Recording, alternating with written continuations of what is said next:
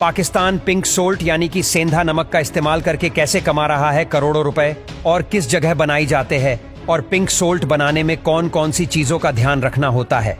तो दोस्तों, आज हम पाकिस्तान के पंजाब प्रोविंस में स्थित खेवरा सॉल्ट माइन के बारे में बात करने वाले, जहां से पिंक सॉल्ट के बड़े बड़े टुकड़ों को ट्रकों में लोड किया जाता है। आपकी जानकारी के लिए बता दें कि पिंक सॉल्ट के बड़े बड़े पहाड़ पाए जाते और खेवरा सॉल्ट माइन पूरे 110 स्क्वायर किलोमीटर के एरिया को कवर करती है।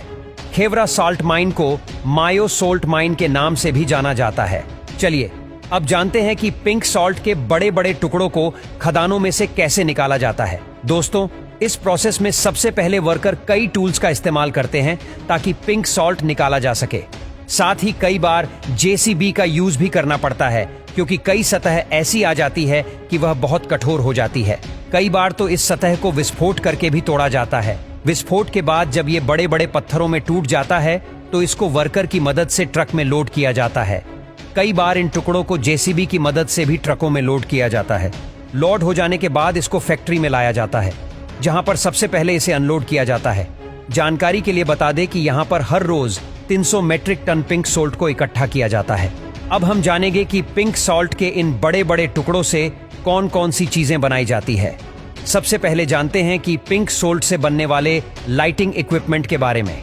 इस प्रोसेस में सबसे पहले इन बड़े बड़े टुकड़ों को छोटे छोटे पीसेस में काटा जाता है, जिसके बाद यहाँ के वर्कर सभी टुकड़ों को अपनी कलाकारी से अलग अलग शेप देते हैं। जिसके बाद इन सभी टुकड़ों में होल किए जाते हैं, जिसके बाद इनको मशीनों की मदद से और वर्कर की महारत से फिनिशिंग का काम किया जाता है और अलग अलग शेप दिया जाता है। जानकारी के लिए बताते हैं कि यहाँ पर इन पिंक सोल्ट के टुकड़ों के 50 से 60 अलग अलग शेप बनाए जाते हैं। इसके डाला जाता है और फाइनली सभी पीसेस को पैक कर दिया जाता है। इसी तरह पिंक सोल्ट से तरह तरह के लाइटिंग इक्विपमेंट बनाए जाते हैं।